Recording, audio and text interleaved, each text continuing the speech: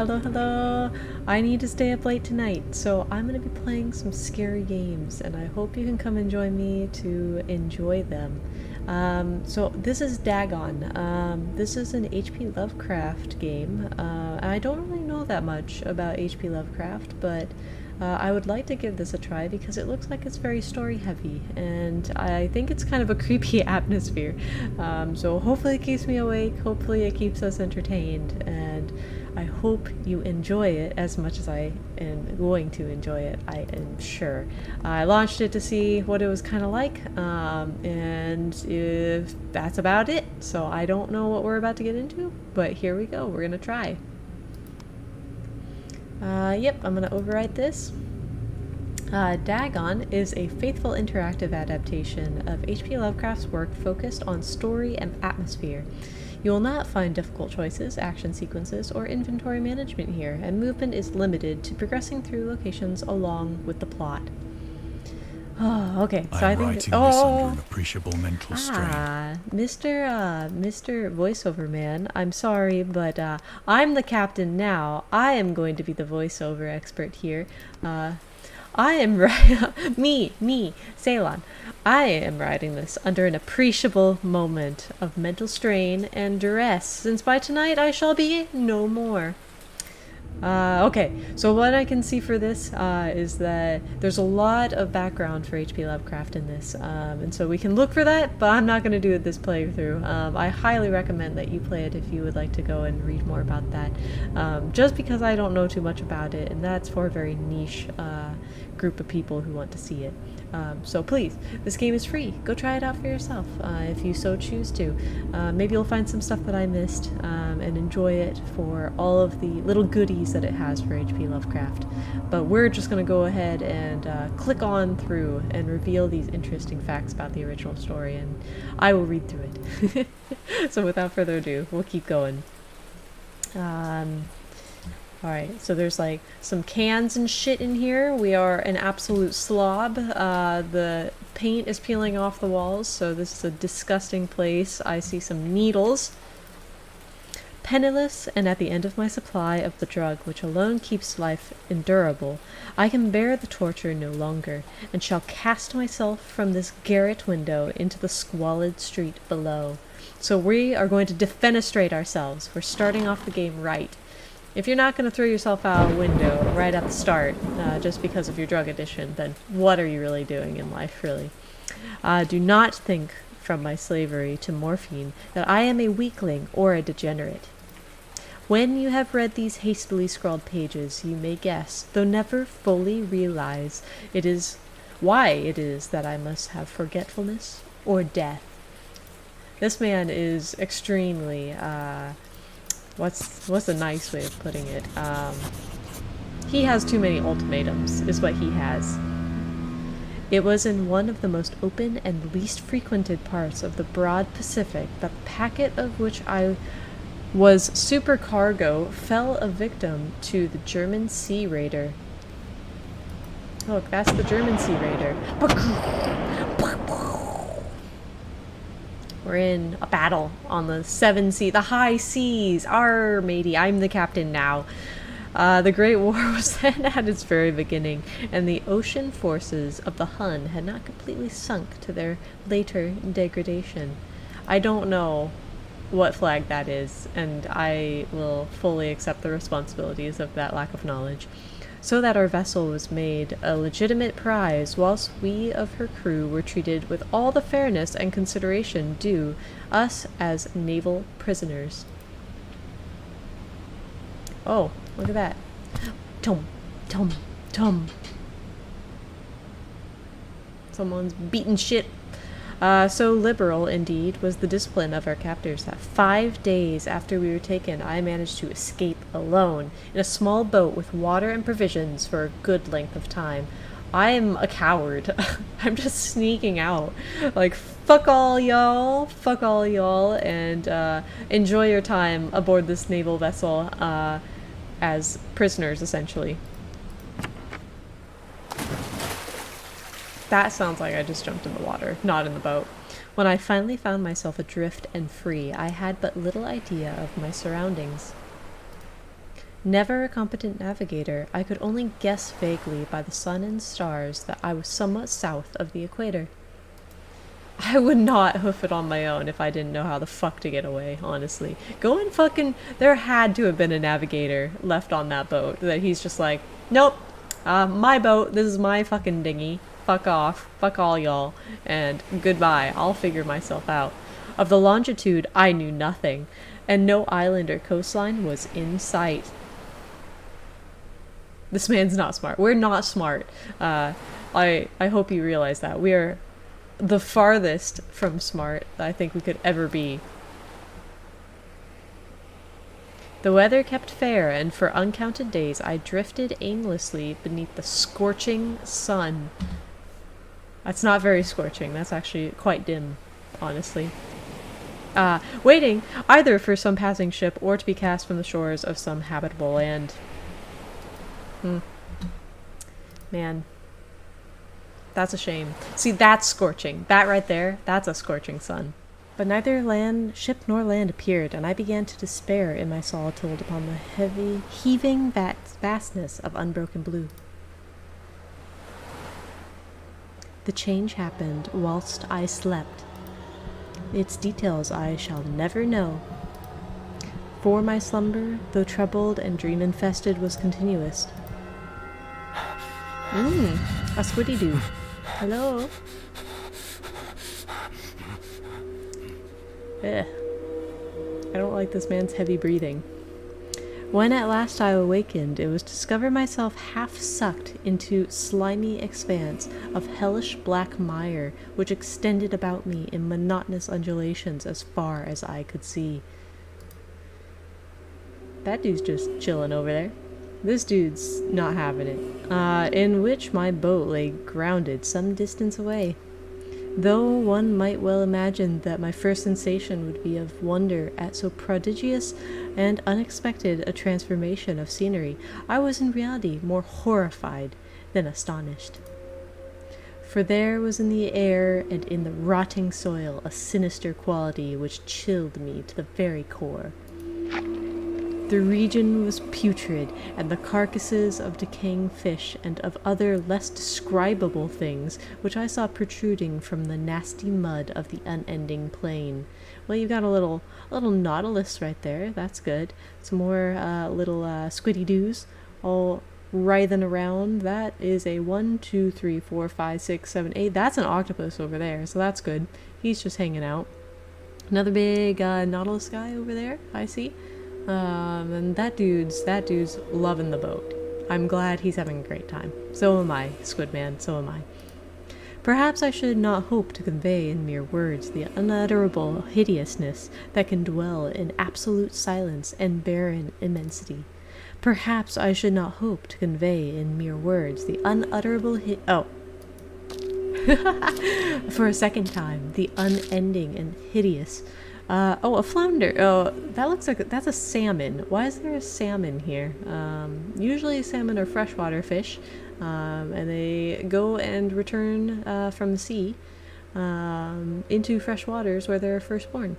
Anyway, there was nothing within hearing and nothing in sight save a vast reach of black slime, yet the very completeness of the stillness and the homogeneity of the landscape oppressed me with a nauseating fear. The sun was blazing down from a sky which seemed to me almost black in its cloudless cruelty, as though reflecting the inky marsh beneath my feet. Well, it kind of is, because the inky marsh is fucking disgusting, is what the inky marsh is. I'd be picking my way, mushing on all those squid men to get back over to the boat, shake hands with that squid man over there, and then fucking get the fuck out of Dodge. Fuck this place. Salmon Man can come with us. We can scavenge Salmon Man and bring him with us. Boat. Oh, God. The noise. The, like... Okay. Oh, good. We did... we brought Salmon Man. Oh, good. I feel much better now. As I crawled into the stranded boat, I realized that only one theory could explain my position. Is Squiddy Man up here? Oh, yeah, there he is. Oh, okay, good. We're safe. Squid Man's looking at us. I don't know what's undulating over there, but that's kind of gross too. As I crawled into the stranded boat, I realized that only one theory could explain my position. Though some unprecedented volcanic upheaval through some unprecedented volcanic upheaval, a portion of the ocean floor must have been thrown to the surface, exposing regions for which innumerable millions of years had lain hidden underneath unfathomable watery depths. Yeah, that would be my first idea as well. The sky's fucking black, you're in a black fucking marsh, sounds and probably smells like shit, and we have a salmon. So, therefore, upheaval of the volcanic variety. So great was the extent of the new land which had risen beneath me that I could not detect the faintest noise of the surging ocean, strain my ears as I might. Nor were there any seafowl to prey upon the dead things. These are obviously not dead. That thing's moving, that thing's moving, that thing's fucking undulating over there. Salmon Man may be dead. We may have to come to terms with that at some point. Not at this point. This is not the point that we come to terms with Salmon Man's death. But he is here, so that's... Oh, Salmon Man. For several hours, I sat thinking or brooding. This isn't about Salmon Man. Why did I click on Salmon Man? The day progressed, the ground lost of its stickiness and seemed more to dry sufficiently for traveling purposes in a short time. That's good. It's all dried out and disgusting. Now the smell really starts. When things start baking. Oh, gross. Yeah, we're gonna walk across this marshy land. That night I slept but little, and the next day I made for myself a pack containing food and water, preparatory to an overland journey in search of the vanished sea and possible rescue. The vanished sea. Yeah, it went somewhere. Who the fuck knows? But it's gone. She gone. On the third morning, I found the soil dry enough to walk upon with ease. What is this? What the fuck is this? I can't even describe to you what it is. The odor of the fish was mad. See, I told you, it smells like shit up here. It smells like fucking fish. The odor of the fish was maddening, but I was too much concerned with graver things to mind so slight and evil, and set out boldly for an unknown goal. Your unknown goal is to get somewhere that doesn't smell like fish, my bro. Oh yeah, just step right over that thing. Whatever the fuck that was, just step right over it. Okay, now we're getting fucking weird as shit, okay? That's not right. That's not right. I don't like that. That's a rock. Let's go over to the fucking rock. Get out of this place. There's gonna be something that comes up and mushes my feet. By mush, I mean eat. And by my feet, I mean my whole body. All day I forged steadily westward, guided by a faraway hummock, which rose higher than any other elevation on the rolling desert. I like that I'm now calling this a desert, and there's obviously fucking water, standing water everywhere. Yeah, that's a desert in my book, in any book really. Come on, let's keep walking.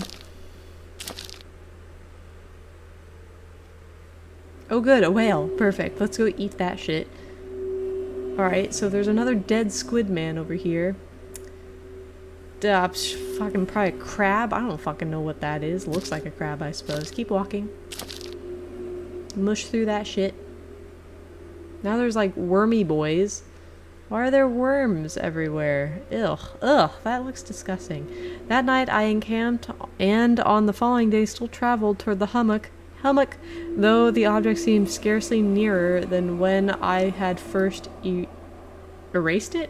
I didn't catch that word. Okay, can we please just keep walking? I don't want to hear the mushy sounds anymore. They're gross. Oh, we made it to the hummock. By the fourth evening, I attained the base of the hummock, which turned out to be much higher than it had appeared from a distance. That is indeed how perspective works. Funny how physics and the bending of light actually makes things true. Oh, hello, Jin. Jin is here to keep us company and keep us sane in this maddeningly fish-smelly world of muck and mire.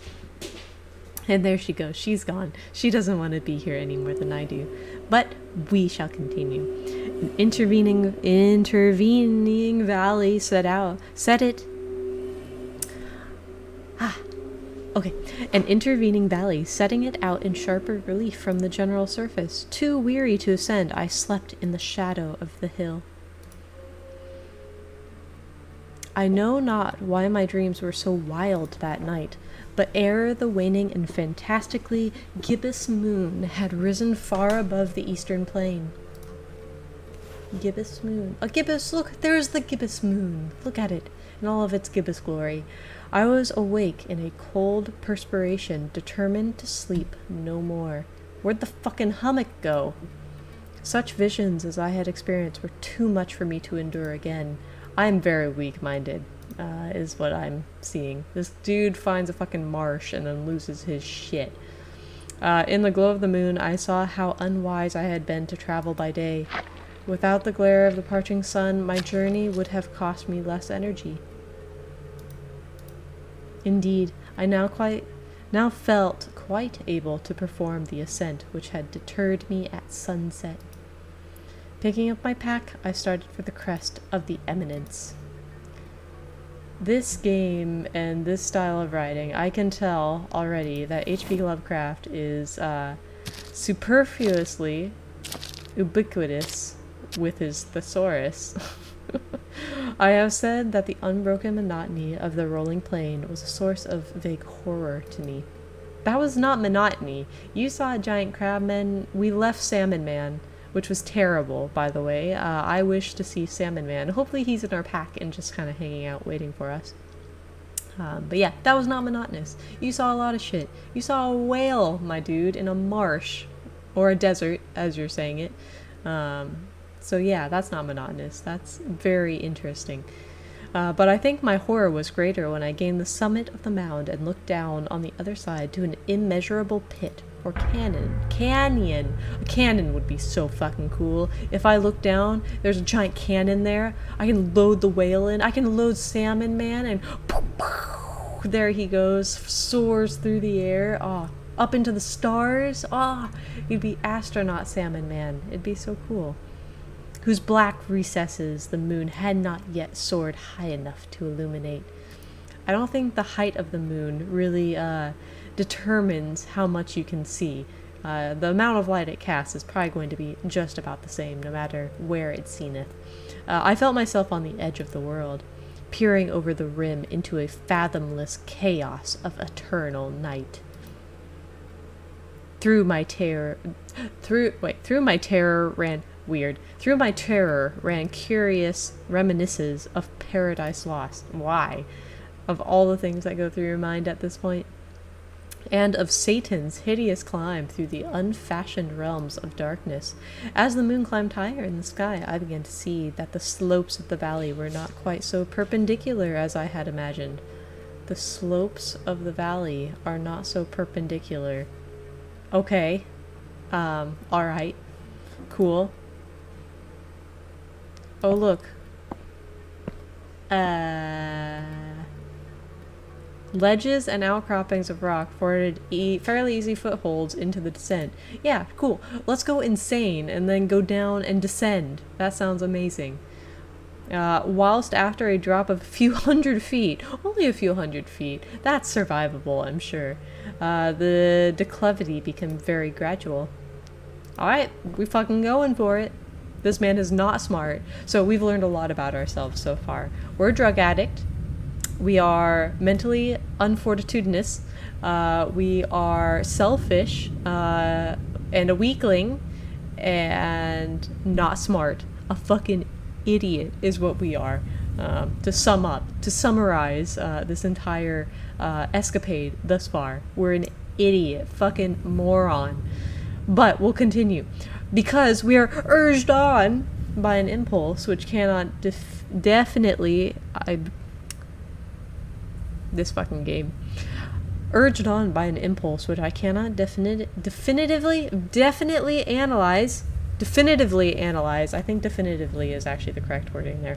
I scrambled with difficulty down the rocks and stood on the gentler slope beneath, but not the perpendicular slope. It's not perpendicular. Gazing into the Stygian deeps where no light had yet penetrated. All at once, my attention was captured by a vast and singular object on the opposite slope, which rose steeply about an 100 yards ahead of me. I can't do that voice. An object that gleamed whitely in the newly bestowed rays of the ascending moon. Can I sell it? I can make a buck off that, I'm sure. But again, I'm not very physically strong. In simple words, I'm not very physically strong, so I doubt I could actually take that whole thing. But I could probably chip a bit off there. I will slap Salmon Man against that and chip off some pieces that I can sell later and then live off of for the rest of my life. Hopefully, if not just a couple of extra years. That'll afford me a couple extra years to pay for my morphine addiction, you know. That it was merely a gigantic piece of stone, I soon assured myself, but I was conscious of a distinct impression that its contour and position were not altogether the work of nature. Closer scrutiny filled me with sensations I cannot express. Interesting, for despite its enormous magnitude and its position in an abyss which had yawned at the bottom of the sea since the world was young. How the fuck do you know that, huh? I perceived beyond a doubt that the strange object was a well-shaped monolith. Okay? Monoliths don't have to be man-made, for one. So this could be something in your Stygian abyss that just so happened to be formed by natural causes. Sorry, I'm being very, what's the word I'm looking for? Thesaurus! I need my thesaurus. I am in an H.P. Lovecraft game, and I need to see what ubiquitous words I can use to describe things in too pedantic of terms, whose massive bulk had known the workmanship and perhaps the worship of living and thinking creatures. How do you even come across that? Dazed and frightened, yet not without a certain thrill of the scientist's or archaeologist's delight, I examine my surroundings more closely. Can I eat it? That's what I care about right now. Can I eat it? Can I drink it? Can I sell it when I get home? The moon, now near its zenith, shone... That is not near the zenith. What are you fucking smoking other than morphine? Holy shit. And you don't even smoke morphine, but I wouldn't put it past you to try. The moon, now near its zenith, shone weirdly and vividly above the towering steeps that hemmed the chasm. Okay? And revealed the fact that a far-flung body of water flowed at the bottom, winding out of sight in both directions. While almost lapping at my feet as I stood on the slope. Across the chasm, the wavelets washed the base of the Cyclopean monolith. This entire thing is just one big thesaurus. Like, you can... Oh my god. Okay, I'll leave my comments for afterwards. On whose surface I could now trace both inscriptions and crude sculptures. Let's go see these inscriptions and crude sculptures. Is that a Cthulhu? Oh, look at that shark. That's so cool. The writing was in a system of hieroglyphics unknown to me and unlike anything I had ever seen in books, consisting for the most part of conventionalized aquatic symbols, such as fishes, eels, octopi, crustaceans, mollusks, whales, and the like. Several characters obviously represented marine things which are unknown to the modern world. Okay, but whose decomposing forms I had observed on the ocean-risen plain. It was the pictorial carving, however, that did the most to hold me spellbound. Are those people down there? Oh, I don't care about you.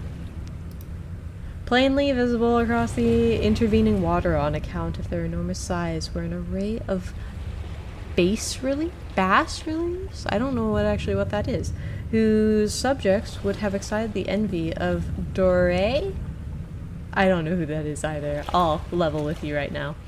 It's been keeping up with me so far with this thesaurus until I got to base something and Doré. Doris over there. I think these things were supposed to depict men, at least a certain sort of men. Weird men is what it's supposed to be. Though the creatures were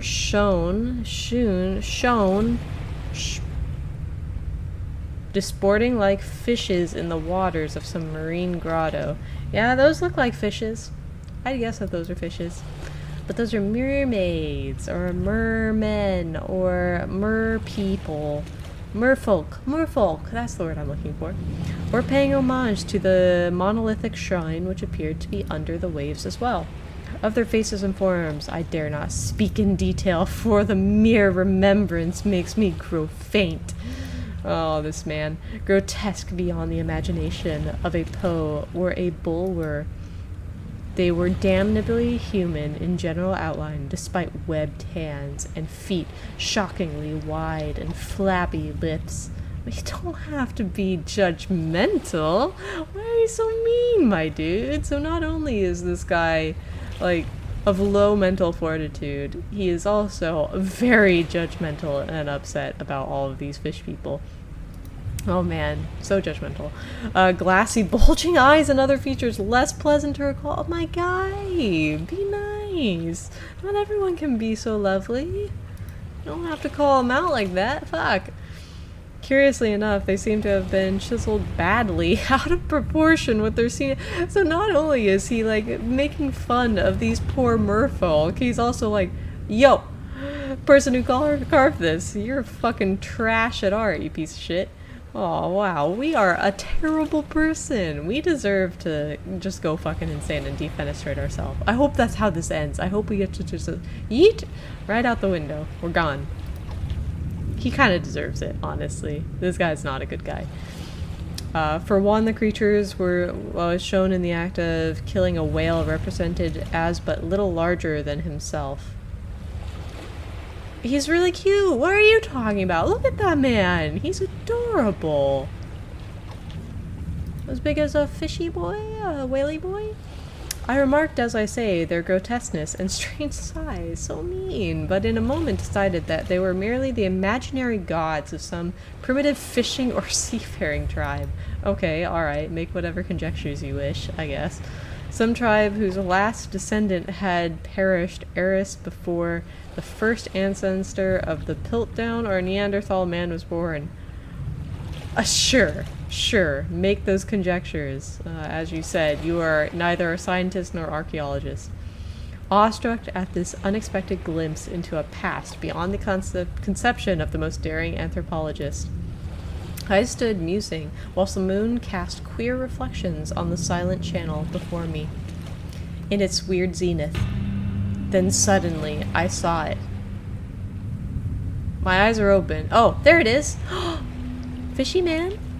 Are we gonna see Salmon Boy? Salmon Man? Come on out. Only with the slightest churning to mark its rise to the surface, the thing slid into view above the dark waters. Ooh. Where is he? Oh. Vast, Polyphemus-like and loathsome, it darted like a stupendous monster of nightmares to the monolith, about which it flung its gigantic scaly arms, the while it bowed its hideous head and gave vent to certain measured sounds. Oh, and we faint. Cool. Awesome, we faint. I think I went mad then. Oh, this man. Of my frantic ascent of the slope and cliff, and of my delirious journey back to the stranded boat, I remember little, but I got there, though. Yeah, let's just keep walking, huh? Oh, this man. Alright, so here are those stupendous creatures with grotesque, misshapen, fish lips. I believe I sang a great deal and laughed oddly when I was unable to sing. Okay, cool. What the fuck is this guy doing? I have a indistinct recollection of a great storm sometime after I reached the boat. Oh, I'm at the boat. That's good. Salmon? Oh, Salmon Man. He's here. Hello, Salmon Man. How are you? At any rate, I know that I heard peals of thunder and other tones which nature utters only in her wildest of moods. Oh, cool. There was lightning. That's awesome.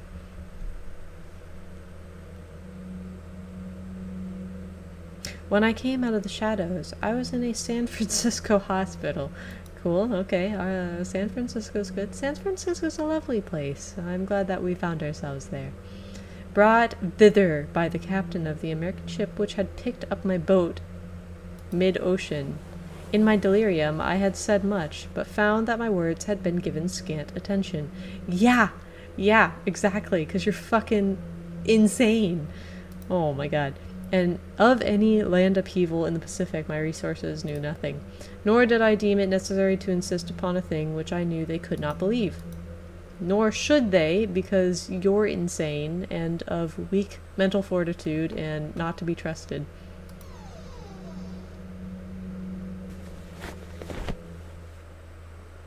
Once I sought out the celebrated ethnologist, Dagon. Oh, is Dagon the man? Dagon is the fish man? Oh, cute fish man. Okay, and amused him with peculiar questions regarding the ancient Philistine legend of Dagon, the fish god. Fish man. Why is there just like a naked torso here? That's fucking dumb. I don't care about Dagon. I'm sure Dagon is a good man. He was protecting his artistic creation. He is expressing himself in the way he knows best, and that is perfectly good, perfectly acceptable for him. But soon perceiving that he was hopelessly conventional, I did not press my inquiries. I don't care too much about what's over here. Get me out. Let's do something else.